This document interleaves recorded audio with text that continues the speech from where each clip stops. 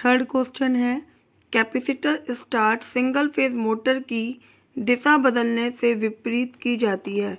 मतलब इसकी दिशा क्या हम बदल दें जो इसकी दिशा बदल जाएगी।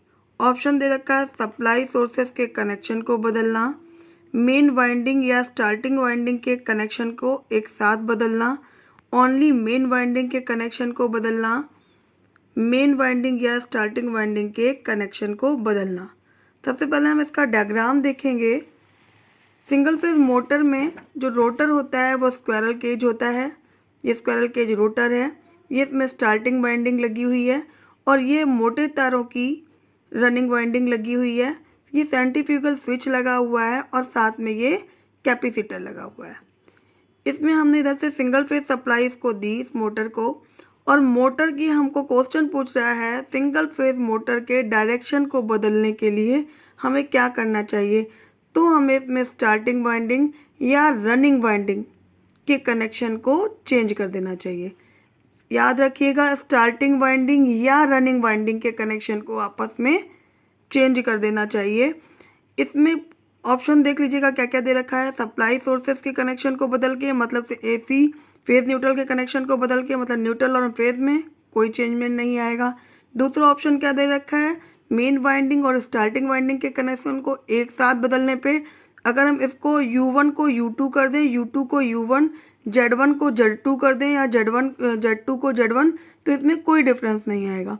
फिर ओनली मेन वाइंडिंग के कनेक्शन बदल के कि मेन वाइंडिंग के हम कनेक्शन बदल दें तो भी नहीं। स्टार्टिंग वाइंडिंग या रनिंग वाइंडिंग में से किसी एक वाइंडिंग के कनेक्शन को बदलने से मोटर का डायरेक्शन चेंज हो जाएगा। तो ऑप्शन कौन सा हो जाएगा, डी ऑप्शन। क्वेश्चन नंबर 4 पे आते हैं। परमाणु संरचना के अनुसार निम्नलिखित में से किसमें पॉजिटिव चार्ज रहता है या धनात्मक आवेश रहता है। ऑप्शन दे रखा गया electron, proton, neutron, none of these, इनमें से कोई नहीं। तो क्या हो जाएगा, इलेक्ट्रॉन पे नेगेटिव चार्जेस होते हैं। इसमें एक इलेक्ट्रॉन वैल्यू बराबर होता है 1.6 इंटू 10⁻⁻19 कूलाम। प्रोटॉन पे पॉजिटिव चार्ज होते हैं, इसमें भी होता है 1.6 इंटू 10⁻⁻19 कूलाम। ओके। अब क्वेश्चन नंबर 5 है। एक ट्रांसमिशन लाइन में सब स्टेशन पर 3 फेज ट्रांसफार्मर का कौन सा कनेक्शन किया जाता है। Star delta connection, option B delta से delta connection, option C delta star connection, option D star star connection. Note डाल के आप लोग लिख लीजिएगा। जनरेशन, जहाँ भी जनरेट इलेक्ट्रिक सप्लाई को जनरेट किया जाता है, उत्पादन किया जाता है, जहाँ पर भी बिजली बनाई जाती है वहाँ पर ट्रांसफार्मर में कनेक्शन होता है स्टार डेल्टा कनेक्शन।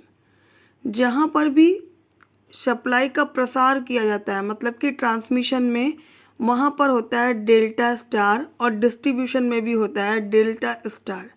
नोट डाल के लिख लीजिएगा। तो देखिए क्वेश्चन में हम लोगों से क्या पूछा गया था, एक ट्रांसमिशन लाइन में सब स्टेशन पर 3 फेज ट्रांसफार्मर का कनेक्शन कौन सा होगा। तो मैंने क्या लिखवाया उधर से, डेल्टा से स्टार कनेक्शन। तो ऑप्शन सी सही होगा हम लोग का। अब है question number 6। Full wave rectifier में रिपल फैक्टर क्या सूचित करता है। फुल वेव रेक्टिफायर में रिपल फैक्टर क्या सूचित करता है। ऑप्शन दे रखा गया है पावर की शुद्धता, वोल्टेज रेगुलेशन, डायोड का निर्धारण, फिल्टर की इफिशियंसी। ये जो क्वेश्चन है उसको याद करने वाला ही है। इसका ऑप्शन डी सही होगा, फिल्टर की इफिशियंसी। लेकिन नोट डाल के इसमें कुछ जानकारी आप लोग लिख लीजिए। Ripple factor full wave rectifier में 0.48 या 48.2% होता है और ये हाफ वेव में 1.21 होता है। रिपल फैक्टर का फॉर्मूला होता है R=√VRMS अपॉन V एवरेज में का होल स्क्वायर -1। इसको नोट कर लीजिएगा, ये क्वेश्चन भी पूछे जाते हैं।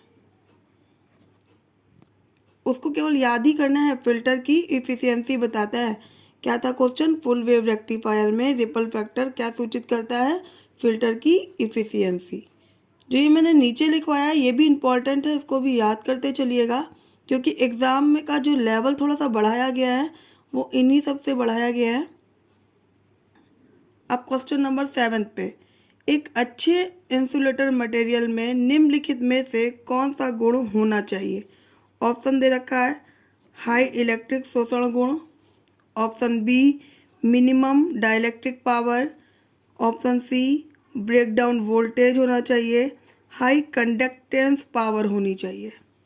तो इसमें भी ऑप्शन सही मतलब क्या है, इसमें हाई ब्रेकडाउन वोल्टेज होना चाहिए।